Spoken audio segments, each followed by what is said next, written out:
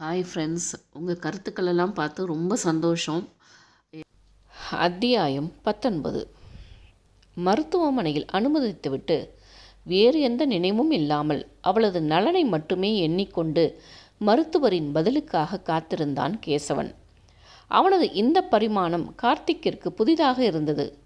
சக்தியின் மீது இத்தனை காதலை வைத்து கொண்டா எதையும் வெளிக்காட்டாமல் அமைதியாக இருந்தான் என்று அதிசயமாக இருந்தது. அவனது தவிப்பிற்கு மதிப்பளித்து ஓரமாக ஒதுங்கிச் சென்று தங்களது ஆட்களிடம் சக்தியை துரத்தி வந்தவர்கள் மற்றும் ஹசன் சகோதரர்களை தேடி தங்களது குடவுனிற்கு கொண்டு வந்து விடும்படி கூறிவிட்டு கேசவன் அருகில் சென்று நின்று கொண்டான். சுமார் 1 மணி நேர காத்திருப்பிற்கு பின் மருத்துவர் வெளியே வந்ததும் அவசரமாக அவரை நோக்கிச் சென்றான். அவளுக்கு ஆபத்தில்லை என்றாலும் நேரடியாக நெஞ்சில் அடிபட்டிருப்பதால் பாதிப்பு சற்று அதிகம்தான் என்றார். ஆனாலும் உயிருக்கு எந்த தீங்கும் இல்லை. நாளை காலை அவளுக்கு நினைவு திரும்பிவிடும். அதன் பின்னர் 10-15 நாட்கள் மருத்துவமனையில் இருக்க நேரிடும் என்றும் கூறினார். அதை கேட்ட பின்னர் அவனது முகம் இயல்பிற்கு திரும்பியது. ஐசியூவில் வைக்கப்பட்டிருந்ததால் ஜன்னலின் வழியே அவளது முகத்தை பார்த்தவனுக்கு தன்னால்தான் அவளுக்கு இந்த நிலைமை என்கிற எண்ணம் அழுத்தமாக பதிந்தது. நாளை காலைதான் அவளுக்கு நினைவு திரும்பும் என்றதும் கார்த்திக்கை அழைத்து கொண்டு சக்தியின் இந்த நிலைமைக்கு காரணமானவர்களை தேடிச் சென்றான். கார்த்திக் கொடுத்த உத்தரவை வைத்து ஹசன் சகோதரர்கள் சம்பந்தப்பட்ட அனைவரையும் தூக்கியிருந்தார்கள். காரில் ஏறி அமர்ந்ததும் எதுவும் பேசாமல் இருக்க கார்த்திக் தங்களின் குடவுன் இருக்கும் இடத்திற்கு வண்டியை ஓட்ட ஆரம்பித்தான். கேசவனின் அழுத்தம் அவனுக்கு ஏற்புடையதாக இல்லை. அதனால் மெல்ல பேச்சு கொடுத்தான். கேசவா, அதுதான் சக்திக்கு எதுவும் இல்லைன்னு டாக்டர் சொல்லிட்டாரே, சீக்கிரம் சரியாயிடும். அவனை திரும்பி பார்த்து பெருமூச்சு விட்டவன், அவளோட இந்த நிலைமைக்கு நான் தான் காரணம் இல்லையா? நான் அவள் வாழ்க்கையில் வராமல் இருந்திருந்தா அவளும் அவள் குடும்பமும் நல்லா இருந்திருப்பாங்க. அவனது இந்த பேச்சு கார்த்திக்கிற்கு அதிர்ச்சியை கொடுக்க, என்ன பேச்சு பேசுகிற கேசவா? சக்தி ஒரு நாளும் அப்படி நினைக்க மாட்டா. நீ இப்படியெல்லாம் யோசிக்காத. இல்லை, நான் முடிவு பண்ணிட்டேன் கார்த்தி. அவளுக்கு சரியாகி வந்ததும் நான் விலகிட போகிறேன். நான் இல்லாமல் இருந்தா அவள் எங்கேயாவது நிம்மதியாக இருப்பா என்றான். பட்டென்று காரை நிறுத்தியவன், என்ன பேசிக்கிட்டு இருக்க? இத்தனை நாள் அவளோட மனசு மாறணும்னு காத்திருந்த, இப்போ எல்லாம் மாறி வரும் நேரம் உளறிக்கிட்டு இருக்க. அவனது முகம் பார்க்காது, இப்போவும் அதே காதலால் தான் நான் சொல்கிறேன். நான் அவள் வாழ்க்கையில் வந்ததுனால தான் எல்லாவற்றையும் எழுந்து நிற்கிறா. இப்போ அவள் உயிருக்கே என்னால் தான் பிரச்சனை வருது. அவள் வாழ்க்கையில் நான் இல்லாமல் இருந்தால் எங்கேயாவது நிம்மதியாக இருந்துருவா இல்லையா? அவனை முறைத்து, இதை சொன்ன அடுத்த நிமிடமே அவள் செத்துடுவா. இந்த 1 வாரமாக நீ அவளை விட்டு ஒதுங்கி இருந்தப்ப அவளோட மனசு பட்ட பாட்டை நான் பார்த்துக்கிட்டு இருந்தேன். இப்போ தான் முழுமையாக உன் மேலே அவளுக்கு காதல் வந்திருக்கு. இப்போ போய் பேசி எல்லாவற்றையும் கெடுத்துடாதே. என்னால் அவளை இப்படி பார்க்க முடியல கார்த்தி. கிராமத்தில் இருந்தப்ப எப்படி சுதந்திரமாக சந்தோஷமாக இருந்திருப்பா. எல்லாம் என்னால் தானே. நீ சொல்கிறதெல்லாம் சரிதான், ஆனால் அதெல்லாம் ஒரு காலம். இப்போ அவள் சக்தி ஆதிகேசவனாகத்தான் இருக்க விரும்புகிறா. அதை புரிஞ்சுக்கோ. உனக்கு சந்தேகமாக இருந்தால் நமிதா உன் வாட்ஸ்அப்பிற்கு உனக்கு ஒரு ஆடியோ அனுப்பியிருப்பால்ல, அதை கேட்டுட்டு சொல்லு என்று சாய்ந்தமர்ந்து கொண்டான். அவன் சொன்னதும் சுவாரஸ்யம் இல்லாது வாட்ஸ்அப்பை திறந்து அந்த வாய்ஸ் மெசேஜை கேட்க ஆரம்பித்தான்.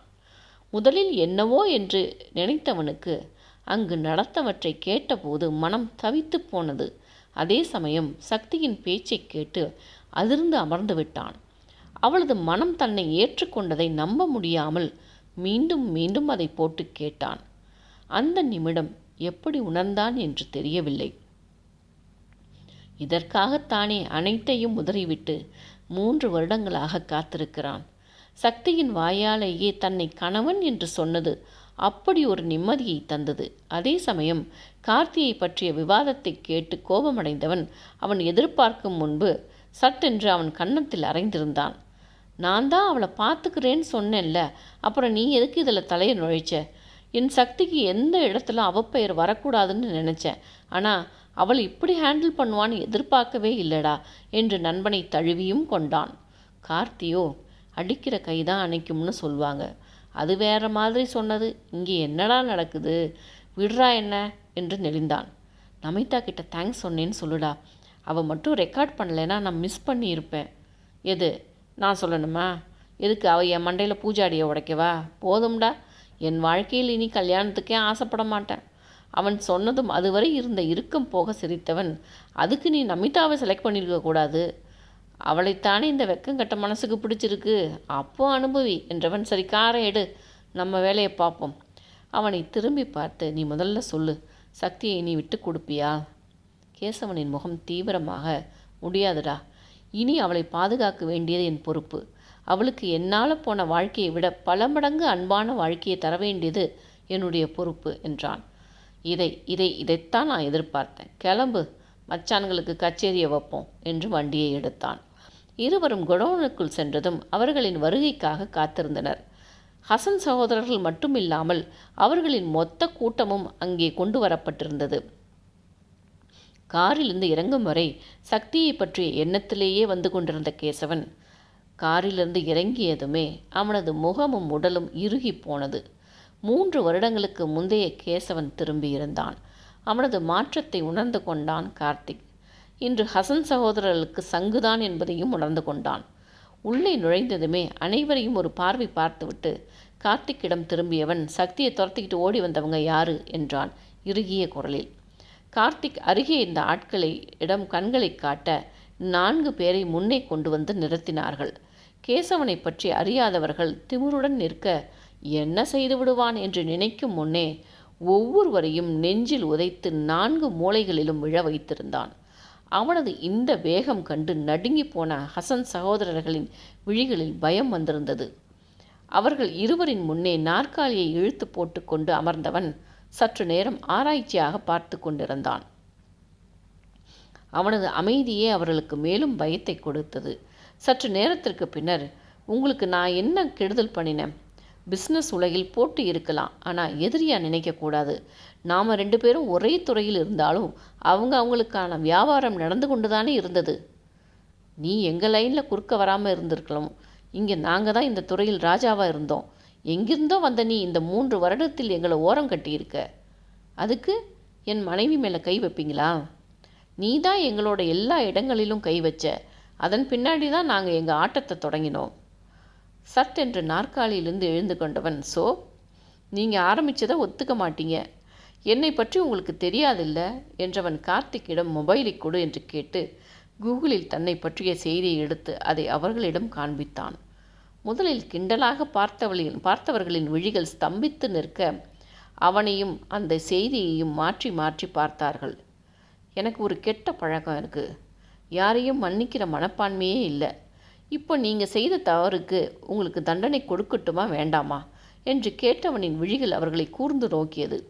அதுவரை அவனை பற்றி தெரியாது தெனாவட்டாக இருந்தவர்கள் நிலைமையை உணர்ந்து கொண்டு, வேண்டாம், இனி உன்னோட விஷயத்தில் நாங்கள் தலையிட மாட்டோம் என்றார்கள் கெஞ்சலாக.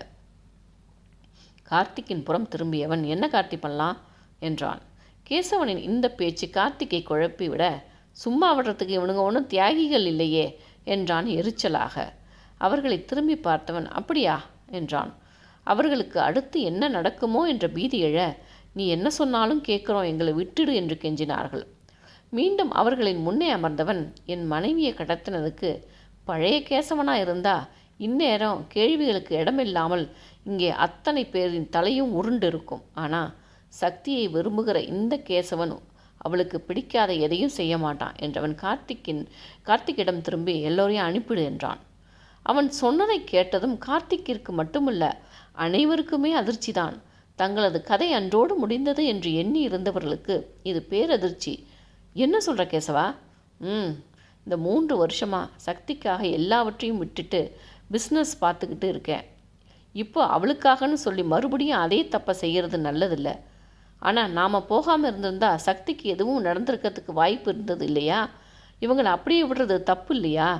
கார்த்திக் சொன்னதும் ஹசன் சகோதரர்கள் பயந்து போய், நிச்சயமாக இனி இப்படி ஒரு தப்பை செய்ய மாட்டோம், எங்களை விட்டுடுங்க என்று கெஞ்சினார்கள்.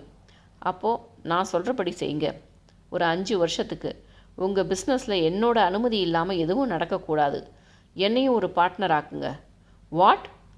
இஷ்டமில்லைன்னா சொல்லிடுங்க, நான் என்ன செய்யணுமோ செய்கிறேன். அண்ணன் தம்பி இருவரும் ஒருவரை ஒருவர் பார்த்து கொண்டு தங்களுக்குள் கிசுகிசுத்து கொண்டனர். இது நீங்கள் சக்தியை டார்கெட் பண்ணதுக்கான தண்டனை. விருப்பம் இல்லாமல் இருவரும் சரி என்றனர். கார்த்திக்கிடம் திரும்பியவன் பேப்பர் ஒர்க்ஸ் எல்லாம் பார்த்து முடித்து பிறகு இவங்களை அனுப்பு என்று கூறிவிட்டு அங்கிருந்து வேக நடையுடன் வெளியேறினான்.